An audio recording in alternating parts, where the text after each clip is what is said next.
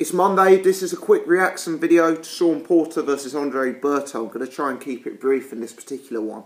I was impressed by Shawn Porter in this fight, dropping Andre Berto in the 2nd and the 9th and stopping him in the 9th round. For me, Shawn Porter is a very interesting fighter to watch because he does something very, very different stylistically. He's an inside fighter. He takes it kind of to the extreme. The pressure he gives, and you know, when I use the phrase in this channel quite a lot, sitting on someone's chest. And what I mean by that is literally being next to someone, not giving them any space and room to manoeuvre. But Shawn Porter really takes this to another level. He almost uses what I would describe as kind of MMA wrestling style techniques to get his work off. So many times you'll see him with both hands up close.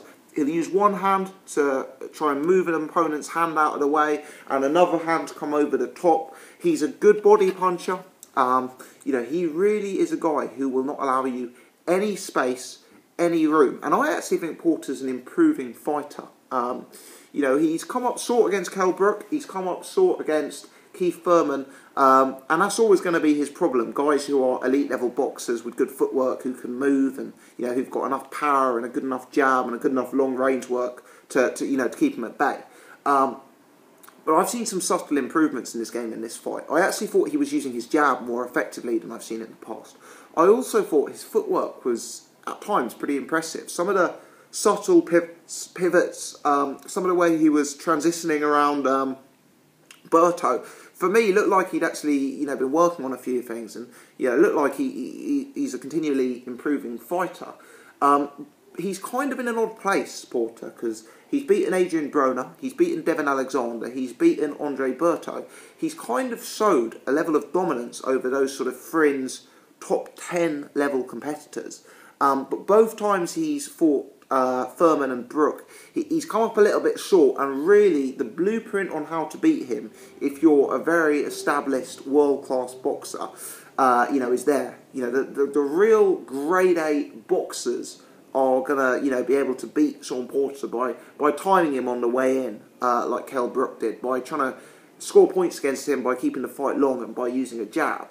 But if you're anything other than the sort of, you know, real elite of the sport, if you're anything other than someone who can, you know, keep him at range, he's going to be a real tough guy to beat, because it's near impossible to carry out an effective game plan on Shawn Porter if he's allowed up on your chest and he's allowed to operate at that sort of range, because the guy's got an incredible engine, incredible fitness, he's got an excellent chin, he's got a good range of punches, and he's actually becoming more educated in his presser, particularly the way he's transitioning into range with the jab and, you know, some of the footwork he's exhibiting. So I was really impressed by this. I expected him to beat Andre Berto, based purely on the fact that I viewed him as the younger, fresher fighter with more of a future in the sport and more momentum and more to give.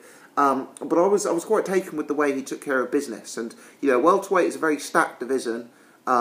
We've obviously seen him fight Brook and Thurman already. I suppose rematches there are unlikely, but there's other big fights for him out there in the division. You know, you've got guys like Errol Spence. I mean, that could be an absolute war. You've got guys like Danny Garcia. That could be a, you know, a truly excellent fight. And, you know, then there's other names in that division as well. I saw Amir Khan's name being linked. I don't think that style would match up very well for Khan. I'd certainly pick Porter to beat Amir Khan. But, you know, I really rate Porter. And I think if Porter was operating in a division that was slightly weaker, he could have been a world champion with multiple defences under his belt. But he's been operating at a time we've had the Brooks, the Thurmans, the Mayweathers, the Pacquiaos, and he probably hasn't cemented himself as the top of the division at any point as a result of that. You kind of wonder if a lot of the fighters at 140 may step up to 147. Yeah, potentially Porter could operate at 154, which is certainly something I've seen Dwyer muting, that he could maybe go up in a higher weight class and fight Golovkin.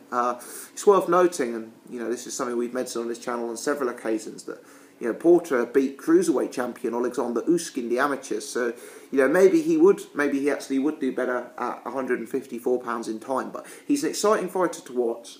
He offers something very different stylistically. And I just wanted to put some brief thoughts down to praise the performance, because I was quite taken with it, having caught up with it today. and I think there's going to be very interesting fights to be made out there with Shawn Porter. Let me know your thoughts in the comment section below, people. Were you impressed? What fights would you like to see Porter in? What fights do you suspect we will see Porter in? Leave your comments in the section below. If you enjoyed the video, would be appreciate it if you took the time to hit the thumbs up button and press subscribe on the channel. Many thanks indeed for tuning in.